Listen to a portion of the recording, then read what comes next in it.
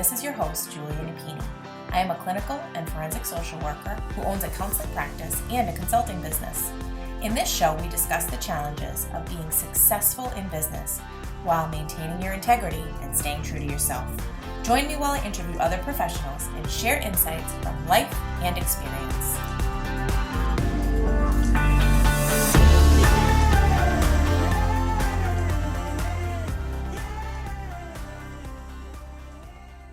Let's talk about RingRx, our latest sponsor. RingRx is a high-quality, HIPAA-compliant telephone, text, and fax communications platform. They provide seamless, cost-effective communications for behavioral therapists, medical practices, hospitals, and other healthcare providers. RingRx is designed for modern healthcare environments. They offer customizable features like a phone app, automated patient outreach, voicemail, after-hours call routing, and top-quality desk phones. Try RingRx for free today at ringrx.com. And if you sign up using the code CLIMB, you'll get 15% off your monthly bill forever. Conditions apply. Hello and welcome to another episode of the Compassionate Climb podcast. We are very business-minded on this show, and this is going to be one of our more clinical episodes, but I am really excited to share this guest with you all and a therapeutic modality that he has created and has seen the benefits in the clients that he's worked with and provide trainings on. So, Tyler Orr, welcome to the show. Thanks for having me. Happy to be here. Absolutely. Yeah, I still never ceases to amaze me that the reach and the connections and being able to communicate with people that are all over the place. So you're coming to us from Tennessee, and give us a little background. Tell us how you got where you are today in your private practice, career climb, anything that's relevant. Oh boy. Okay. So undergraduate degrees in theology. So I've always been interested in spirituality in general. But after college, I just completely threw my degree away and started a recording studio. And so I was a music producer for 10 years-ish. Along the way, that's just one of those like long hour jobs, where you just kind of commit yourself to that.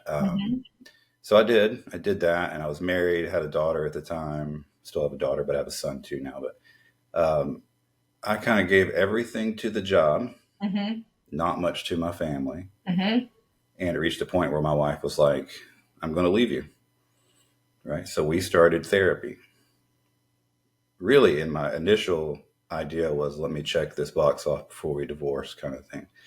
But it ended up like changing my life, and it saved our marriage. Oh my gosh. And like drastically, I realized like you can change some simple things about the way you think and the way you experience life, and like everything's different. And that sort of set me on this journey of like kind of being like an amateur self-help sort of self-therapist. Was reading a lot of self-help books, and it's sort of like if your hobby is working on old cars, you can only do that so long before you decide you want to try to do that professionally, right? And so I remember I told my therapist one day, I was like, "You think I'd make a good therapist?" And he was like, "Yeah, you should totally go for that." And I could see the writing on the wall with the recording stuff. It's like it's hard to do that later in life without having like gold and diamond records, and I never did. So I knew it was going to end. So eventually I hung that up and went back and got a master's in clinical mental health counseling. So now I'm an LPC, licensed professional counselor, and kind of trucking along, developing my practice. I've always been in private practice. I've never worked at a group or billed insurance. I don't know how I managed that, but just always kind of worked on my own. And got into training really early. Like I got a ton of hypnosis therapy early on. Got into somatic experiencing. I don't know if you're familiar with that. It's more like body focused therapy. But then I got into EMDR, and that was kind of a pivotal point for me. But early on, let me back up just a little bit. Early on, I got really interested because we start off in school, like, learning like CBT, cognitive behavioral therapy. Yeah.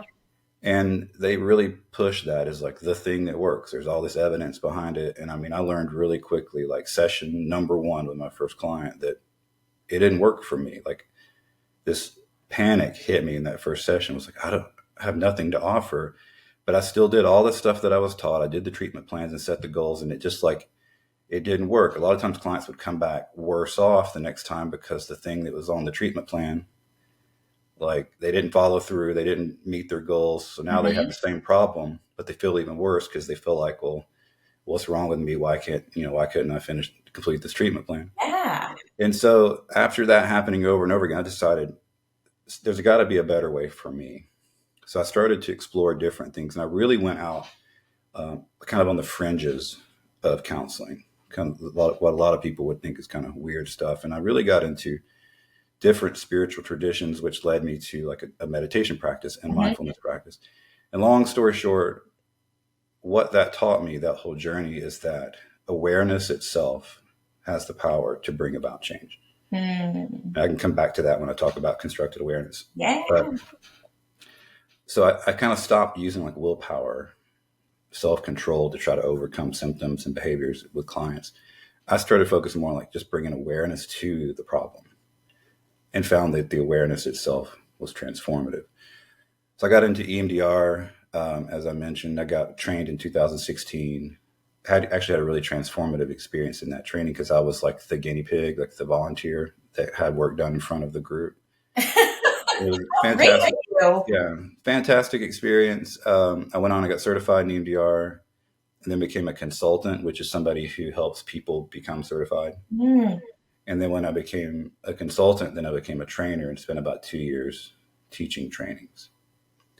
And as I was teaching, I started to see some problems with EMDR. Like quick, if you're not familiar with EMDR, there's 8 phases. So phases 3 through 8, that's the eye movement part. That's the processing part that everybody knows is EMDR. Yeah. Phases 1 and 2 is history taking and resourcing. Hmm. So you're gathering information in phase 1 about the client's life and like kind of how they manage stress. And then phase 2 is called preparation or resourcing. So you're preparing the client, doing resources to prepare the client to do the processing in phases 3 through 8. Hmm. And I noticed people had so much confusion, like the trainees had so much confusion around how to do phases 1 and 2. They didn't understand the history taking. And like my very first training I ever taught by myself, at the end of the day, the last day, a person raised their hand and they said, "What's resourcing?" And I realized I'd screwed up royally there, because like this person had missed a whole phase of EMDR. But every training is the same thing. So I started to like wonder, like, why? Like, why is this happening? And for me, it sort of came down to, it was like a structural problem. Yeah. There's tons of structure around phases 3 through 8. Like it's literally a script that the therapist follows. Ah. There's no structure around phases 1 and 2. So when I figured that out one day, I asked the participants at a training, like, what if I came back later and taught an advanced training on phases 1 and 2? Would anybody be interested? And everybody got really excited. So that was what got me thinking, and what encouraged me to start to put together some ideas into what was originally going to be an advanced training for EMDR. But Hmm. eventually, like along the way, it just like completely moved away from the tenets and the principles of EMDR and became its own thing. And now we call that constructed awareness. So that's the quick story. Oh, what Yeah. a journey. So Yeah. I think first thing that sticks out to me is how atypical your route was into the counseling field, Mhm. but Yeah. lived experience and actually being a part of that process, almost like light bulb went off that this is something that not only has benefited me and saved my marriage, but can ultimately Mhm. become a career shift. So you sound like one of those people that where you are right now is not what you would have envisioned Oh, prior no, to no, that. no, absolutely not. And look at you now. Mhm. I think about that all the time. It's like the Hmm. 25-year-old me. If you're like, you're going to be a counselor, like, It's come on. wild. Mhm. So constructed awareness is the piece that really came out of those phases 1 and 2 and kind of branching off and delving deeper into kind of how to build the foundation of EMDR, or is it its own separate thing? Fill us in on how it One works in the separate front thing. end. Yeah. Originally, it was going to be part of EMDR. It just didn't fit anymore. I couldn't make it fit. Like as it started to turn into something, in a lot of ways, it would have been so much easier if I could have kept it in EMDR, because like all the research that EMDR has behind it, that's been Sure. the biggest hang up starting something new. So if anybody's wanting to start something new in therapy, nobody told me this, so I'll say this. Yeah. It's going to be slow going because you'll have no research. So we spent the last 3 years since Hmm. 2020 developing and researching CA and trying me figuring out how to teach it. Yeah. grow now into 2 levels of training, technically 3 because there's now a certification program. Oh, wonderful. Yeah. And we have a paper that's been accepted with a journal. So it's Fantastic. So moving you along. persisted. Yeah. Persistence is the key. Yep. And that's, we can talk about the CA typology, and I'll tell Yeah. you my type, and part of that type is persistence. So it's worked Okay. out. Yeah. So take us back to where it all started. So I'm assuming that you probably did not name it that right at the beginning and maybe didn't even realize that this is something that you were doing. So describe that evolution and how it came to be. Well, that first principle, like I mentioned, is that if you bring awareness to something, it changes. So, and the easiest way to talk about CA is to talk about the principles. So I'll just kind of intertwine those in. Yeah. So the first principle is if you bring awareness to something, it changes. Like a simple example, you're going to behave differently home alone than you would in front of me. Mm-hmm. Right. And little kids behave differently if they're being watched versus if they're not. So those are like external examples of awareness changing something. But I learned along the way through this mindfulness practice that it works the same way inside. If we bring awareness to our thoughts and feelings, those thoughts and feelings change. And I'm convinced now that the only reason that like a bad habit or an undesirable pattern repeats is a lack of awareness of all the steps, like everything that's going on within that pattern. Like if you were aware of every thought, every sensation, every movement, all those little awarenesses can become instances where you can snap out of this sort of autopilot behavior. Makes sense. Right? And so that's kind of the way I started working. I just abandoned the idea that like you went rogue. Yeah, I gave up on this idea that I'm responsible for bringing change. Ooh. And so I just put all my eggs in one basket, the awareness basket, where I never try to change a client's experience. I put all my energy into helping deepen their awareness of their experience and then allowing the awareness itself to bring about the change. It's incredible. Because that's what I found worked for me. Yeah, I mean, it sounds like a concept and like principles from other schools of thought, but it sounds like you've really brought it into the therapy room and provided a structure for it that is really unique to you. So that is kind of where it starts, and then where do you go from there? The second and third principles came out of doing EMDR. It's like the first glimpses that I saw of this, because I don't know if you're familiar with EMDR, maybe the listeners aren't, but the question that the therapist asks over and over with EMDR is, what are you noticing now? So they'll do the eye movement and they'll say, what are you noticing now? And whatever the client says, you say, go with that. And you do it again. And you say, what are you noticing now? It's a simple therapy for a therapist to do, because like most of it literally is just she's saying, what are you noticing now? I see. And I noticed patterns of how people answered that question. Like some people would answer all mentally. They would answer with thoughts. Like I could tell they were trying to like use like logic and reason to make sense of their process. Yeah. And I noticed like that's what they did outside of session too. And like they connected with people intellectually. It's almost like they were minds that were moving through the world. So I labeled those people mentally oriented. And then other people were more sensation oriented. So like they were bodies moving through the world. So when I'd ask, what are you noticing now? Like they would cry and shake and move cathartically. And outside of session, they did that kind of thing too. It's like they were really concerned with their physical body and their comfort. They were sensitive, had stronger emotional reactions inside and outside of sessions. And so I labeled those sensation oriented, but then also found that some people were naturally, they spent more energy outside of themselves. So in the processing of the EMDR, I would say, what are you noticing now? And they would say things like, I'm just worried that you're not okay. Like they were focused on me. Or they would be like, that traffic is so loud outside. So it's like, I could see they were using their external environment to try to regulate themselves. And from talking to them, I could tell they did that outside of sessions too. Yeah. So it's like externally oriented people. They're more like, if you're okay, I'm okay. Right. My mom's externally oriented. She does this thing where out of nowhere, she'll just text me and ask me if I'm okay with like no context at all. And I never understood that. But now I know it's like, she's like, I'm not okay. Let me make sure Tyler's okay. So she'll send a quick. Yeah. And so externally oriented people, when they're upset, they'll clean and they'll take care of other people. Yeah. So they're like an external environment moving through the world. So that's when I started to see like, okay, these people are answering these questions 3 different ways. So the second principle is everything you've ever experienced in life is only made of three things. We call them the three building blocks. And those are thoughts, sensations, and external senses.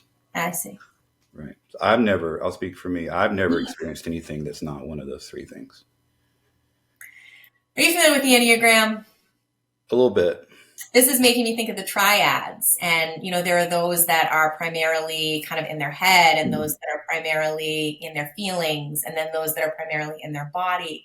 And so obviously a little bit of a different tweak, but it makes so much sense that, again, once not only that you have awareness of kind of how you operate, but I'm assuming also your partner or the people that you have in your life, it's that ability to not only increase your own understanding of yourself, but to potentially understand the other person and maybe depersonalize a little bit of their behavior and what they may be saying. And so I can see how it all ties in, where like the process of EMDR and the question that you ask and bringing that awareness, but it sounds like this is on a deeper level. So how have you seen a lot of this play out for yourself or for clients? Oh boy, that's a big question. In lots of ways. It just plays out like change can play out in a more organic, we call it nonviolent in CA. It's more of an effortless, where it's not forced, deeper personal understanding. It works great for the therapist because and I'll get into the typology in a little bit, but when working with a typology as a therapist is powerful because you recognize patterns and you can make really scary good predictions about how people behave in life. Because of you understand if they're this type, well, this type does this. So you can say, I bet you do this. And they're like, how in the world would you know that? So I've seen it play out in all kinds of great ways. Yeah. And I'm assuming a lot more depth and a lot more, I can see a lot of the relational components of it, but people normalizing some of the behavior, and it's like, I'm not the only one that feels this way, and somebody else gets it, and there are other people that are like me that experience the world in this way. Yeah, I can tell you about the third principle real quick, and I can tie that into, I'll tell you about my wife and I's relationship and how that's helped. That might be useful. Yeah. So the third principle is that, okay, you got those three building blocks. The third principle is that most people are naturally more oriented to one of those three building blocks, meaning that they rely on that one part of their experience to regulate themselves, to connect with others, to get their needs met. And then they rely on the other two less. And so when you can take the three building blocks and stack those in order from most used to least used. And if you do that, it creates six possible combinations. Okay. So from that, we came up with six different, we call them orientation types or personality types. Yeah. So they're called, so if it's like me, I am mentally oriented primarily. Okay. Second is external, least is sensation. So I'm MES, and we call that the achieving type. Okay. And the other combinations are MSE, which is thinking, EMS, adapting, ESM, giving, SME, feeling, and SEM, trusting. So you can kind of see, a lot of times there's opposites attract. So I'm MES, my wife is SEM. Okay. So it's flipped. Oh, wow. Right. And so it's she's all about her feelings. I'm all about my mind. And it's you can see it play out in the relationship because her M's in last place, mine's in first place. So it's we meet each other. Yeah. So for a long time, until we've figured this out and learned to be in more balance with each other, it's I was the mind of the relationship and she was the feelings of the relationship. Yeah. Which is great until it's not, because we're not speaking the same language. Right. But I can also see you each enhancing that ability and that awareness of those areas that are not an automatic go-to and natural for you, which I'm sure can be beautiful once you kind of get that understanding and can convey that to your partner. Yeah, like when I was talking about how we were struggling at the beginning, we were not in balance. It was actually causing conflict. But I think if anything, this journey of figuring out all of these things about the different building blocks and the different types has really helped us because I understand her so much more. Yeah. I understand why she does what she does is because we literally live in different domains. We live in different realities. Right. And Absolutely. she understands now more about like how I operate in the world. Well, and I can also see that now you can use that almost as your filter. So you'll have a situation as a couple or as you're going through life, and maybe before having this understanding, you might have an interpretation or an assumption about why she says or does what she does. But now you think about it through this lens of, well, I know how she is, and this is probably what's going on, and like coming at it from that place instead of, I think a lot of people are, I don't want to say confused, but can we ever really fully understand another person? And when we do get that understanding, it's them being aware of it and sharing it with us. This is almost another piece where like you're both discovering it together and helping one another learn. Oh, and I've learned everything I've learned, especially about sensation oriented people from her, Yeah. you know, because that whole existence is still a mystery to me because it's so foreign to me. Not as much of a mystery though. It's less mystery than it was. Like an example is because like I'm mentally oriented. If we would, back in the day, if we get in an argument, well, my mind gets really busy and my body gets really stoic. But at the same time, her body would get really busy and her mind would shut down. Oof. You see the Wow. conflict. Imagine the conflict that can happen around that. Absolutely. So Yes. it's taught me when that happens to slow my mind down, Hmm. right, and give her space. She's Yes. also learned to slow things down and then connect with her mind so she could use words better because you know her mind would shut down and she couldn't communicate. And Absolutely. I'd be like, why don't you just tell me what you feel? And like, but now I understand why that was happening. Sure. Yeah. I mean, it almost makes me think of how we're all only using a portion of our brains. And Yeah. this seems to really open up and expand where we now have access to things that we didn't before and a guide potentially in our partner if they are a different typology or kind of like that different sequence Yeah. that can help us. Yeah. But with everything, you have to be motivated. You have to want to understand and learn and grow together. And so that's also a really big component. It's taking me back to my couples counseling days and working with couples. And sometimes they can come into the process at different stages and they both have their own perception of disagreements and things that have happened. And so have you used this work with couples or do you primarily use it with individuals? I have. I don't work with a lot of couples. Okay. More just for the legal stuff that can come up around custody that kind of turned me off. Sure. Usually my rule for couples is if you don't have any young children. um, but yeah, it's been, and any CA trained therapist who works with couples, they Hmm. found it to be really effective, Yeah. especially if you help them both, identify their orientation types. Yes. And it's always the case where they're connecting in some way that's like, Hmm. it's the reason that it drew them together, but it's also the thing that's causing the tension.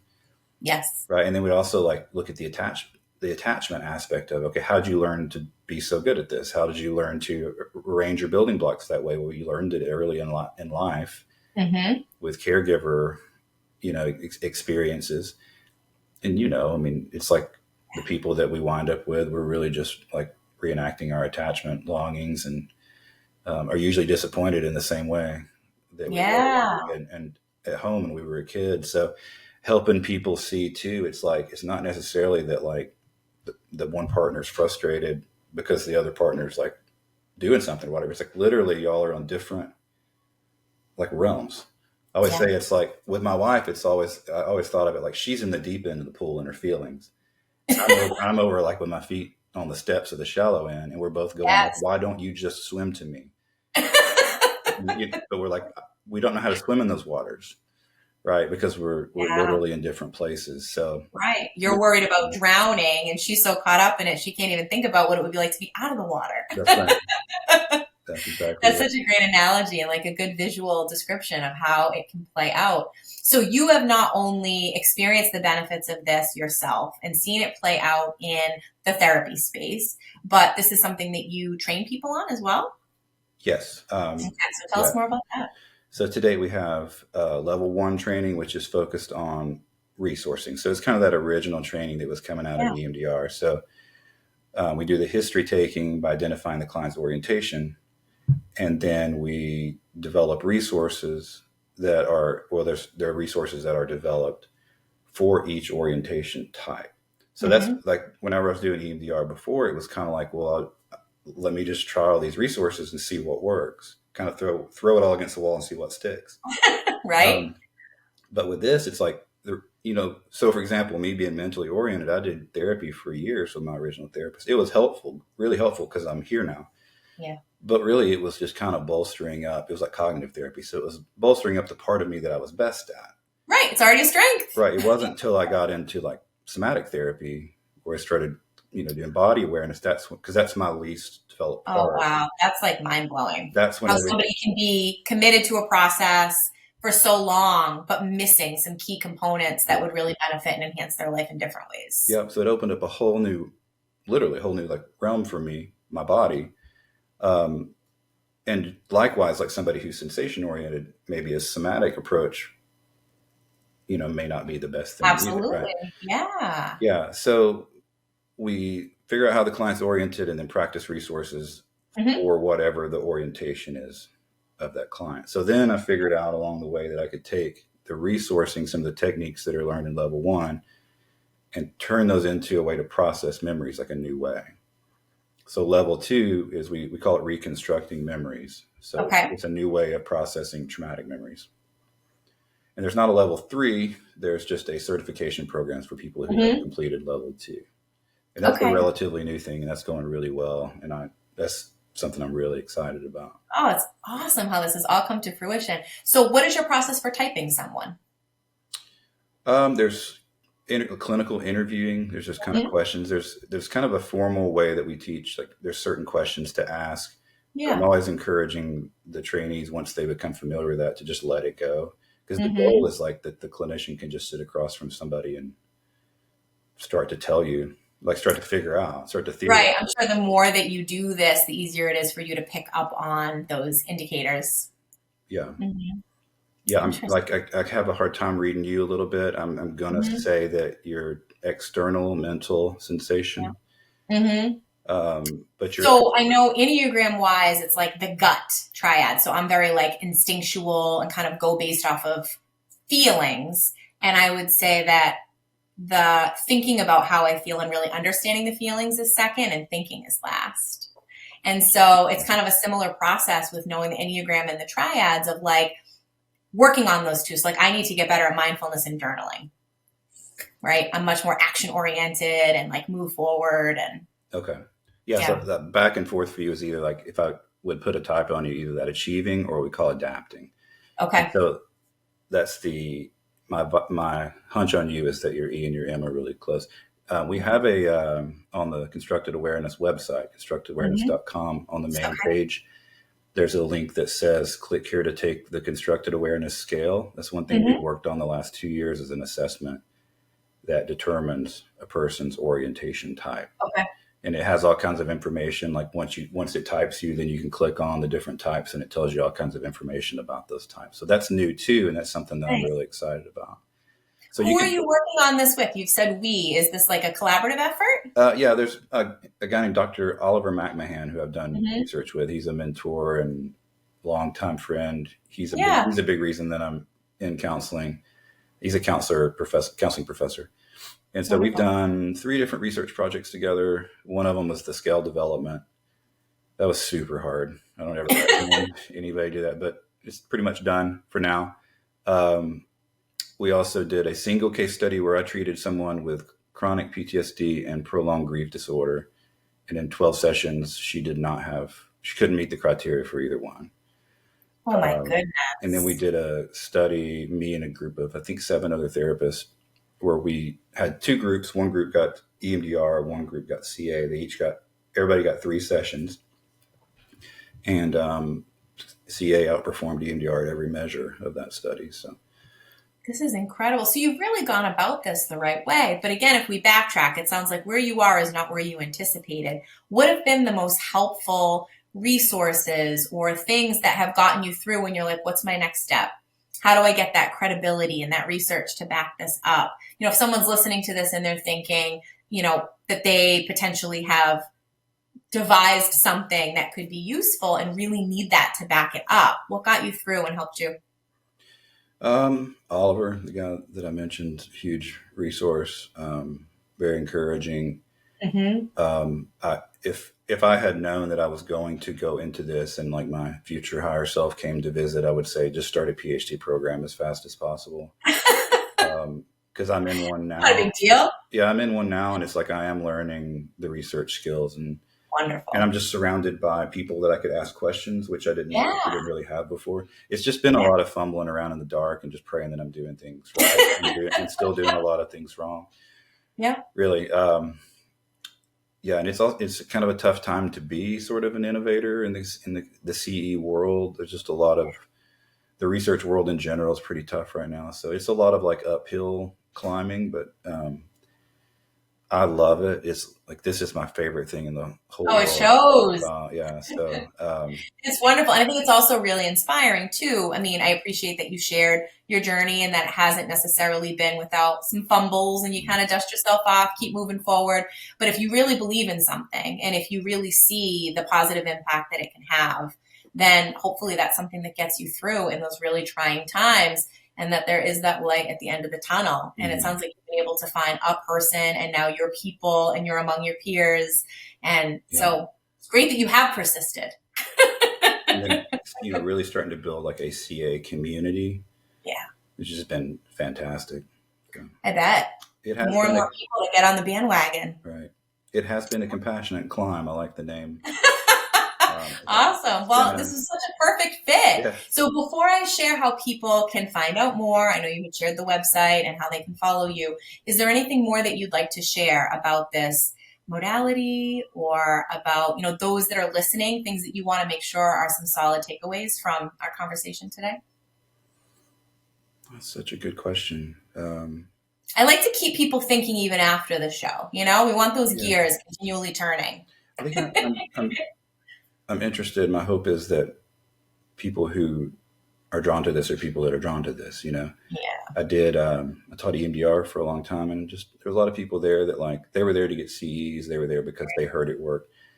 I'm really interested in people that this resonates with. So, I would say if you're listening to this and any part of this, whether it's the model, it's the whole idea that I was talking about, let's let awareness bring about change and not put so much pressure on ourselves and the client. If that nonviolent sort of approach seems appealing, I would just ask that you just seek a little bit more information. Yeah. Yeah. And all right. So tell them how to do that. ConstructedAwareness.com is the source. There's a form there. If you want to email me, you can, or you can just email at info@constructedawareness.com. Okay.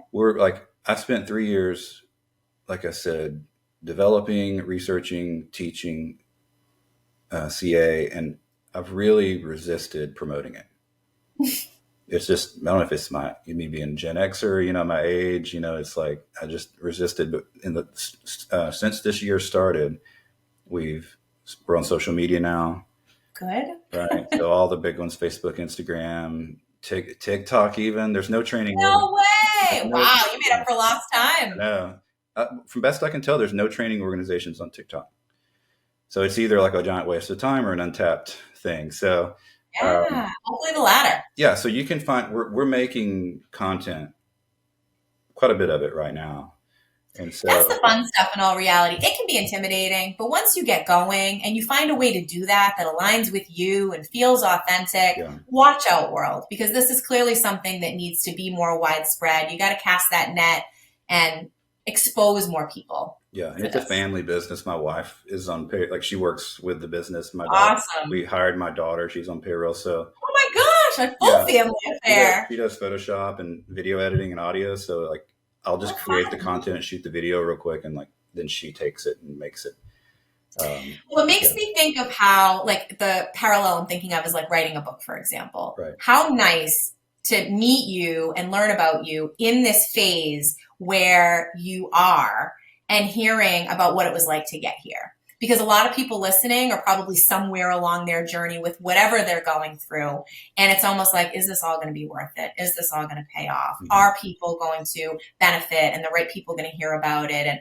And how nice that it's almost transcendent. I mean, not only has it been healing for you and your own relationship, the family can get involved and all participate in this. You've made those connections and found those people. You're in a program now and that you can train people to do this. So it's transcended. So well done. I'm so glad that we got to share this with everyone. Yeah. Thank you so much for being on the show, all the work that you've done, persisting, and for the people that you've helped with this. Thank you. That's very kind. Absolutely.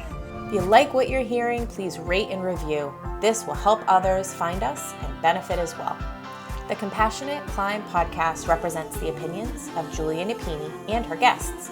The information provided is intended for educational purposes only and should not be taken as legal advice. If that is what you are seeking, please consult an attorney.